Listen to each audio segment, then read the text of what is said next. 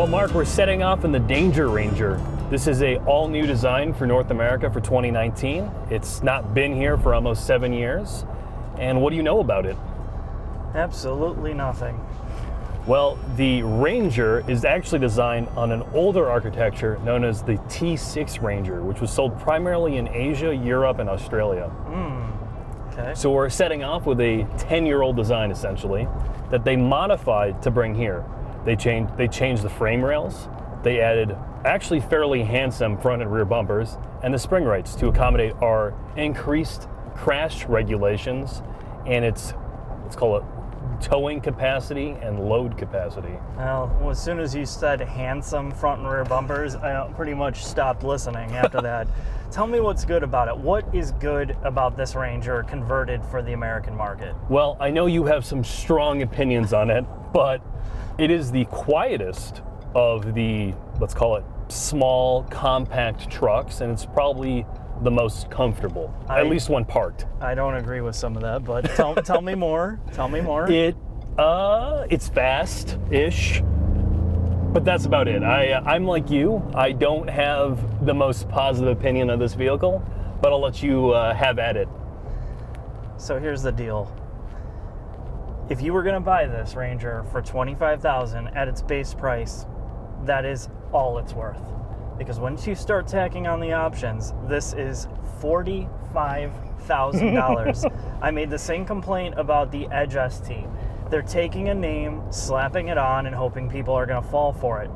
And at this price point, there is no reason why you would buy this. Now, I'm going to go into some of the positive stuff. The seats are the best part. This is a really comfortable, seating wise, it's comfortable. You could be on a road trip or a longer drive and it's not offensive.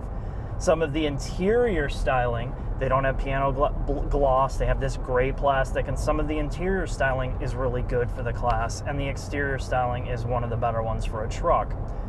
But that is pretty much where the good stuff ends. Let's talk about electronics, or lack thereof. The infotainment is the Panasonic Ford Sync. It's the same that you've seen in every Ford and Lincoln product, except it's much slower here. There's far more lag. Your fan speed lags, your volume control lags, getting through the screens lag, so you're pretty much forced into using Android Auto or Apple CarPlay.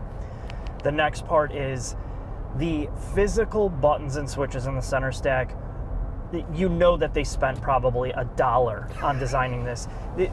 In fact, this is so bad that I would almost want everything to be on a touchscreen, because you can't feel it and you can't see it because the buttons are designed for toddlers. And even I think a toddler would have a hard time trying to push these while they're driving, and you have to look down. It is just nonsensical and stupid.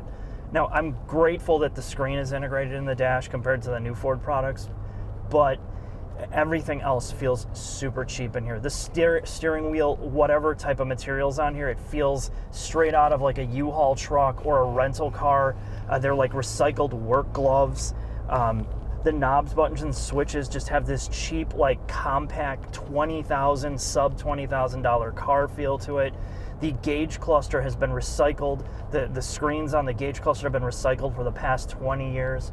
This feels like something I would have bought literally 15 years ago and at $20,000. And I feel the same way about most Ford products, to be honest.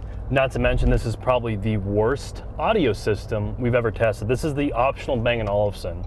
And according to the audio engineer we use to do a lot of our independent testing, the only thing we've done this year that tests at this bad is a Volkswagen GLI with broken speakers. With a blown out speaker, yeah, with the Beats audio. The sound system is so bad in here that whoever was in part of Bang & Olufsen's team to sell off their audio division, or the car audio division, to Harman should be embarrassed that that name is on here. It is horrible, and I'm sure most of it has to do with the speaker quality. The harmonic distortion's way all messed up. The linearity of the frequency response is jagged at the upper end. I mean, just basically everything about the audio is something you don't want to pay for. So I'm going to put this in normal mode, just going to turn off the traction control, and I'm going to show you the magic of what Ford has injected into this for performance. And I'm going to make you suffer through it the way that I've had to suffer through it. EcoBoost power.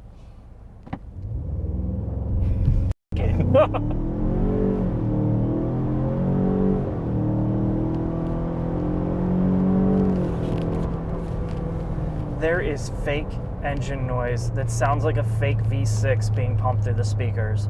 And it is one of the cheesiest, worst sounding effects I could possibly imagine. It's like an 80s video game, how they synthesized engine sounds back in the 80s out of like Nintendo and Genesis. Prepare to qualify.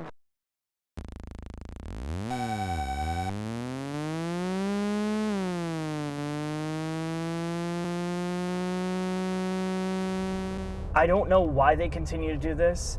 It's horrendous. Makes me feel like I can't wait to get out of this piece of shit. And the transmission performance. You know, let's just get right to that.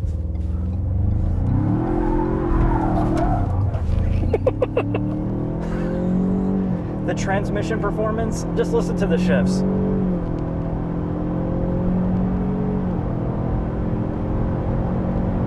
I feel like I'm in Fast and the Furious 1, where it just keeps shifting and shifting and fake shifting. There's 10 gears in here for a 4-cylinder.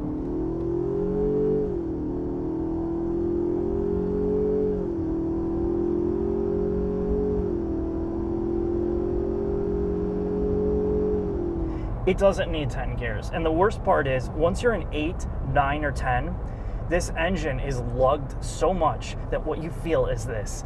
The engine surges. It feels like it's misfiring because the RPMs are so low. And at first I thought it was a transmission problem, and it might be a transmission tuning problem as well, but it's always in too high of a gear, and you constantly feel like there's something wrong with this truck. And then you add the ride quality, which you said reminds you of being out on the lake. Yeah, you're like in a very small boat on the open ocean. This car almost makes me seasick, really. It does not feel like it's well dampened. There's so much movement, it feels nervous over large bumps. And my biggest problem with this is, what's the point?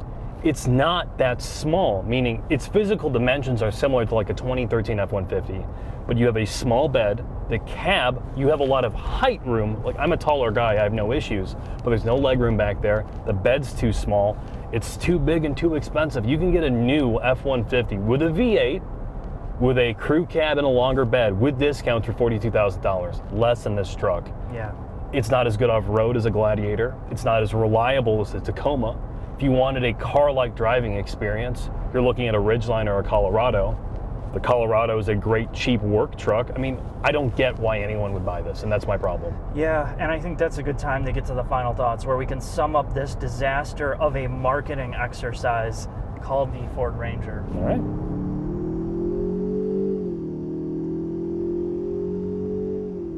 Final thoughts on the Ford Ranger. And as we discussed, this is an older truck that Ford has taken from other regions. They've updated it for the US market. And why? Well, they had a hole in their product portfolio. They didn't have a mid-sized truck, and everybody else has started to do it. So Ford's like, well, now we have to have one. The problem is the competition is fierce. There's a lot of good products out there. And when you look at a product like the F-150, which is literally one of the best trucks on multiple levels, and you see how close the price is on that versus the Ranger, what's the point? I would rather have an F-150, and the way that the discounts are working now, forget it. And, you know, the truth is, you know, if you got this as a $25,000 entry-level truck as you need it for utility, okay. But paying more than that makes little sense, unless they're discounting the hell out of these things like they're doing the Edge ST and some of their other SUVs. Now, there's other negative parts about the Ranger, and that is the premium audio system is garbage. Don't even waste your money on it. Seriously, probably the base audio is going to be just as good. There's weird transmission behavior with this truck, and maybe it was the press vehicle I had, but it seemed a gear hunt. It seemed to be very stuttery, a lot of hesitation, and namely when you got on the highway, that 8th, 9th, and 10th gear just felt bad, and it could be a combination of engine tuning. I don't know, but if you're going to test drive this and you're a Ford person, you have to have it. Get it out on the highway and see if you're going to have issues with it. Now, the good things are this. Seating comfort is pretty close to best in class. Seating comfort, position, all of that was good, and this is good for a bigger body type. But again, this does not do anything particularly great. The Colorado is quieter, more refined. The Tacoma, while very vanilla and plain Jane, has reliability on its side. And then you have the new Gladiator, which has a ton of character, and the Ranger is just kind of lost in all that. And at the end of the day, again, you can get an F-150 for a similar price. And on the used market, I mean, I'm just going to run this into the ground. I think you can make your own decision. Get out and test drive it. Don't write it off because I'm saying, well, it's not the greatest thing. Get out there, test it for yourself, and make up your own mind. Thanks for watching. I'll see you next video. This Savage Geese, I hate him. I'm gonna show you how to get back at him on Yelp and all that other stuff.